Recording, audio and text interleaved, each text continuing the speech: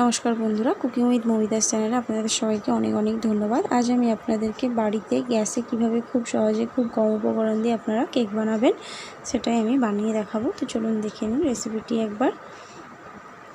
প্রথমে আমি বাটিতে কিশমিশ নিয়েছি, এগুলোকে আমি জলে ভিজিয়ে রেখে দেবো 1 থেকে 1.5 ঘন্টার মতো। এরপর আমি কাজু ও আমন্ড বাদাম নিয়েছি, কাজু বাদামগুলোকে আমি ছাড়িয়ে নিচ্ছি অর্ধেক অর্ধেক করে। এরপর আমি এগুলোকে টুকরো করে নেব, খুব ছোট ছোট করব না, মাঝারি সাইজের টুকরো করে নেব। এই দেখুন মাঝারি সাইজের টুকরো করে নিচ্ছি। আর বাদামগুলো টুকরো করা হয়ে গেছে। এরপর আমি গ্যাসে একটি পাত্র বসিয়েছি, এতে আমি 2 কাপ গরুর দুধ দিয়ে দিলাম।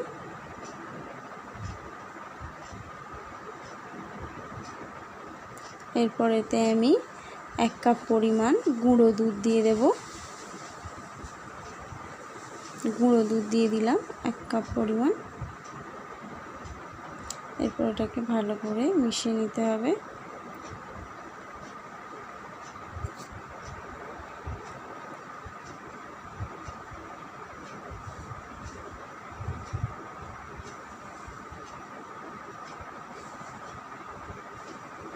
এরপর আমি 1/2 কাপ রিফাইন্ড তেল দিয়ে দিলাম।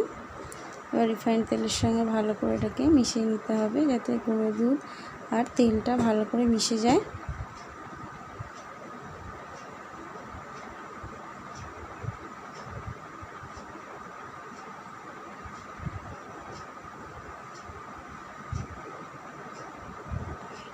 ভালো করে ফাটানো হয়ে গেছে। এরপরেতে আমি ময়দা দিয়ে দেব 3 কাপ। যেই কাপে দুধ দিয়েছি সেই কাপ মেপেই আমি ময়দা দিয়ে দিলাম, 3 কাপ ময়দা দিয়েছি। এরপর ময়দাটাকে ভালো করে মিশিয়ে নিতে হবে, একটা ব্যাটার বানিয়ে নিতে হবে।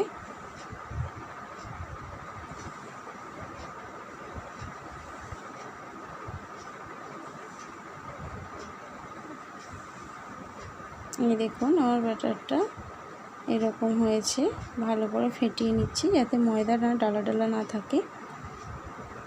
ভালো করে ফেটিয়ে নিতে হবে, এই রকম লোটা হবে।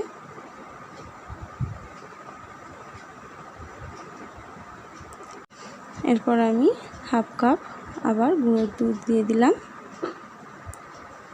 তখন 1 কাপ দিয়েছি, আবার আমি 1/2 কাপ গুঁড়ো দুধ দিয়ে দিলাম। এরপর ভেজানো কিশমিশটা দিয়ে দিলাম, আর আমন্ড ও কাজু বাদাম কুচি অর্ধেকটা দিলাম আর অর্ধেকটা রেখে দিয়েছি। ভালো করে ফেটিয়ে নিচ্ছি। লবণ দিয়ে দিলাম আমি স্বাদ মতো, 1 চা চামচ লবণ দিয়েছি, এটা স্বাদ মতো লবণটা দেবেন।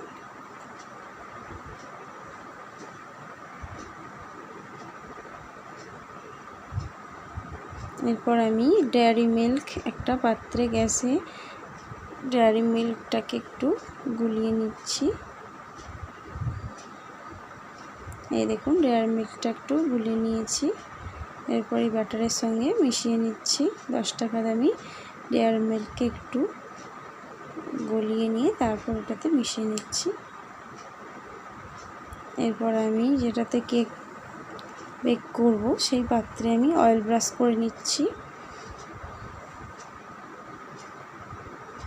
এরপর এতে আমি সাদা কাগজ দিয়ে দেব, বাটার পেপার যেটাকে বলা হয়। চারিদিকটাকে এইভাবে বাটার পেপার দিয়ে আমি অয়েল ব্রাশ করে নিচ্ছি।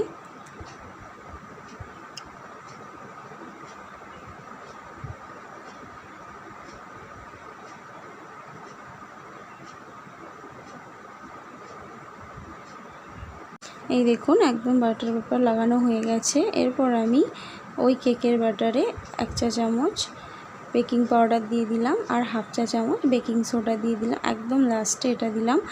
আর 1 চা চামচ ভিনিগার দিয়ে দেব। এই দেখুন দেখুন কীরকম ফেনা ফেনা হয়ে গেছে, এটা একদম লাস্টে দিতে হয়, তাহলে কেকটা খুবই স্পঞ্জি হবে।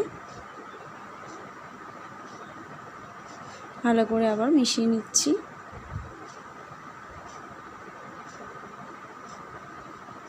এরপর আমি কড়াটা গ্যাসেতে বসিয়েছিলাম, কড়াটাকে ভালো করে গরম করে নিয়েছি। এরপর আমি কেকের ব্যাটারটাকে দিয়ে দিলাম, যেটা কেক বেক করব সেই পাত্রে দিয়ে দিলাম।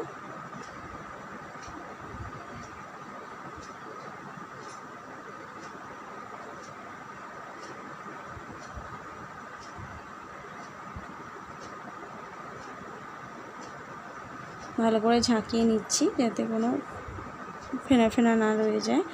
এরপর এটা আমি বসিয়ে দিলাম। আপনারা চাইলে বাটিকে উল্টো করেও এটা বসিয়ে নিতে পারেন। এরপর আমি থালা ঢাকা দিয়ে দিলাম। এটাকে আমি 1.5 ঘন্টার মতো বেক করে নেব। এই দেখুন আমি 1 ঘন্টা পর এটা খুলে নিয়েছি। ঢাকাটা খুলে আমি ওপর থেকে বাদামগুলো ছড়িয়ে দিলাম। কেকটা একটু শক্ত শক্ত হয়ে গেছে, এই তখনই আমি দেবো, নাহলে নরম অবস্থায় দিলে বাদামগুলো ভেতরে ঢুকে যাবে, তো গার্নিশিংটা ভালো হবে না। তাই আমি 1 ঘন্টা পর এটা দিয়ে দিলাম, যখন একটু কেকটা শক্ত শক্ত হয়ে গেছে। একদম লো ফ্লেমে আমি কেকটা বেক করে নিচ্ছি। আবার আমি আধ ঘন্টার জন্য ঢেকে দিলাম। এরপর আমি আধ ঘন্টা পর একটা স্টিক দিয়ে দেখে নিচ্ছি এতে লাগছে কিনা। তো কেক আমার রেডি হয়ে গেছে। এই দেখুন, দেখতেও যেমন সুন্দর তেমন খেতেও খুবই সুস্বাদু। তো অবশ্যই আপনারা বাড়িতে ট্রাই করবেন আর আমাকে কমেন্ট করে